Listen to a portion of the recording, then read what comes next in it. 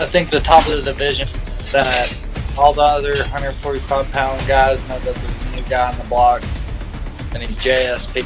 Nos dice que la 145 hay alguien nuevo en el bloque, que estén preparados.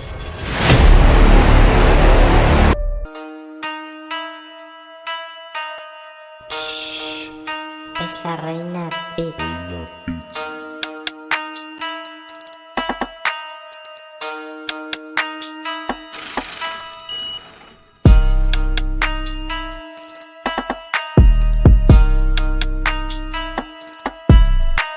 Thank you so much. Muchísimas gracias de nuevo por estar aquí. Estamos en Mma Info con nuestro amigo Jonathan Pearce. Ya había estado antes aquí con nosotros y está para responder unas breves preguntas.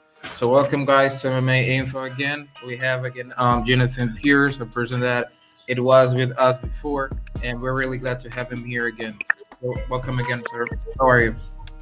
I'm doing great. How you doing? Hello?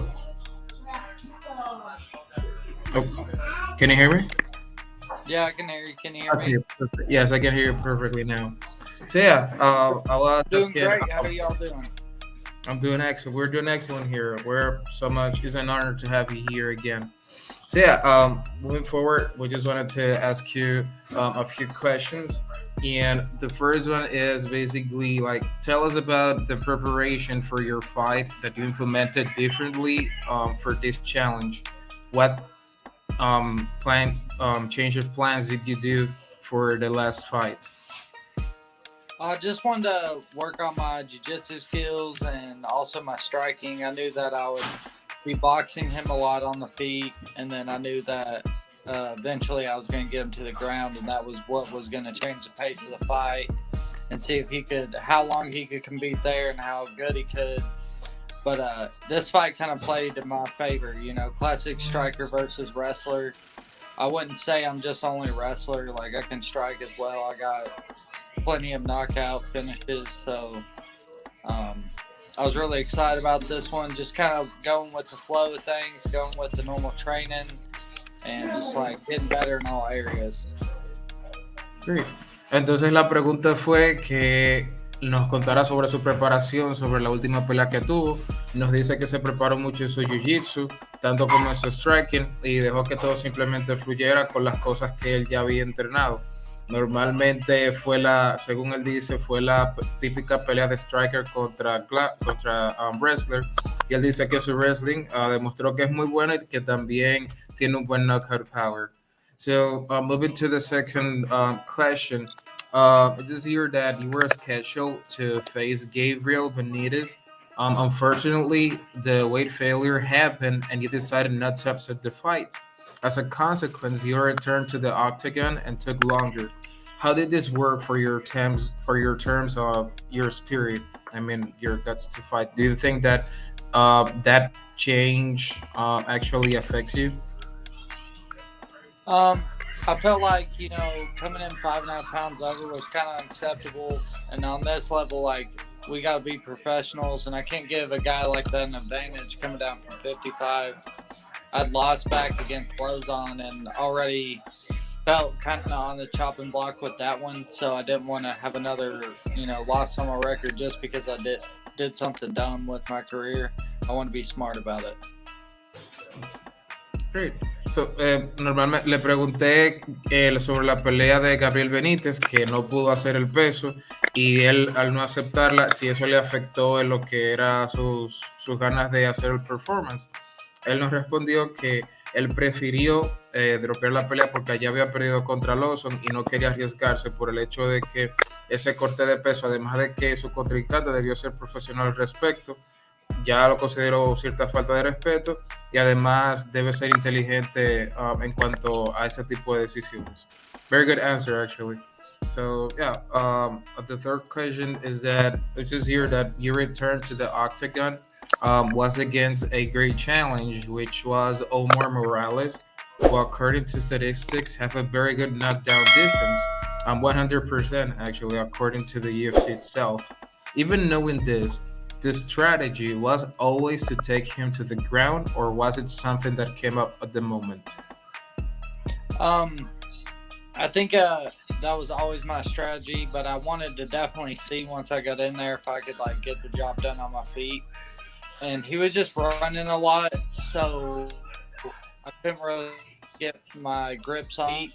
I felt like I definitely was doing better in the second round. I was starting to catch my timing, my rhythm. But ultimately, my goal was to get this thing to the ground and finish it via TKO. Bueno, la tercera pregunta dice que en su retorno al octágono tuvo un gran reto que fue Omar Morales. Entonces, de acuerdo a las estadísticas, él tiene un 100% de knockdown defense, según la UFC. Y aún sabiendo eso, si eso fue parte de su estrategia, él no responde de que sí, fue parte de su estrategia, que él estaba, por así decirlo, no estaba muy concentrado en cuanto a eso y él tomó eso a su ventaja. Y por eso fue que tomó la decisión de hacerlo por TKO, lo cual la estrategia, como los que vimos la pelea, resultó muy bien. So yeah, moving forward, Jonathan, at least for us, you had an incredible performance.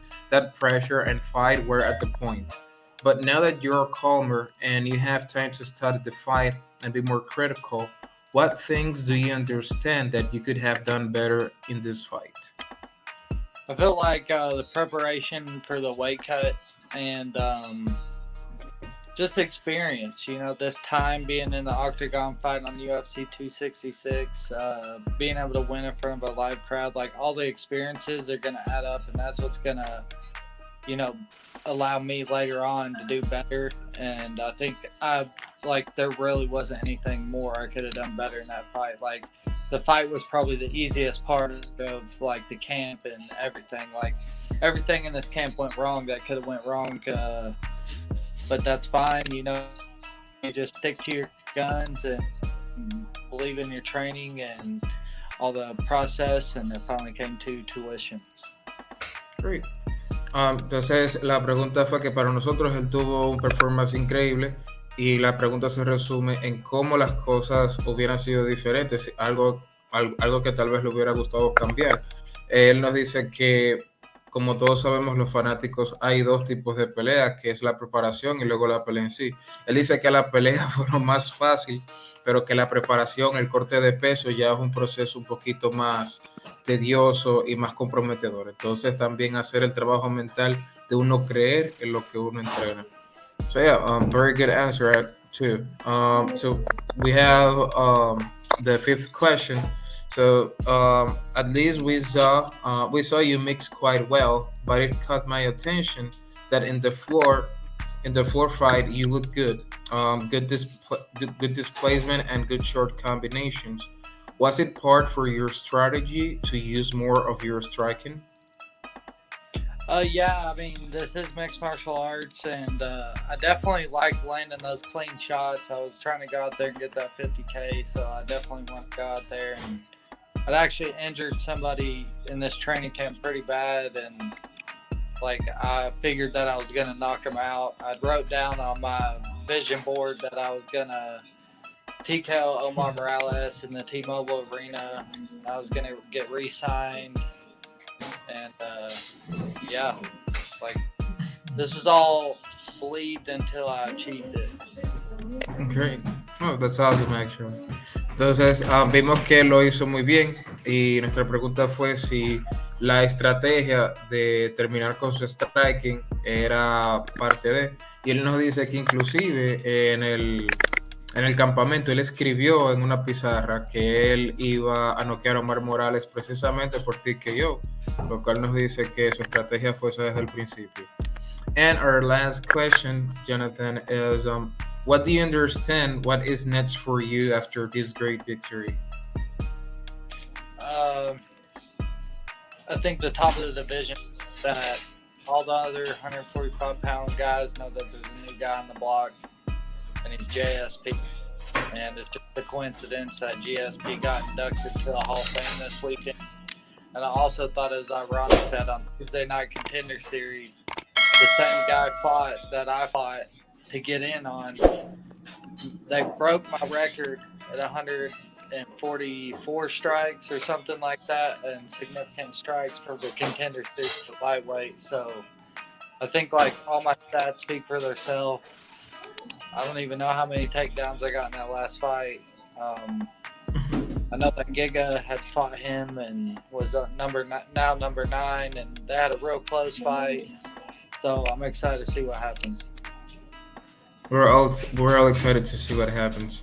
So yeah, él nos dice que la pregunta fue qué él espera o qué cree que él espera después de esa pelea, después de esa victoria. Él nos dice que la 145 hay alguien nuevo en el bloque, que estén preparados, que no es coincidencia que la segunda persona que peleó después de él en el Contender Series rompió su récord de 144 golpes y que una persona teniendo un knockdown defense de 100% fue derrotado por él. Así que todos estamos vistosos para ver qué le espera a Jonathan, al igual como él lo mencionó. So yeah, Jonathan, that was all the questions. And again, it was a privilege to see you fight, and it's a privilege for me to give you this interview. I really appreciate it, my friend. I appreciate Hope to see you soon, man. Till next time. Sure. I hope we have a next time. Hope you have a good one. Thank you. Bye. Es la reina Beats.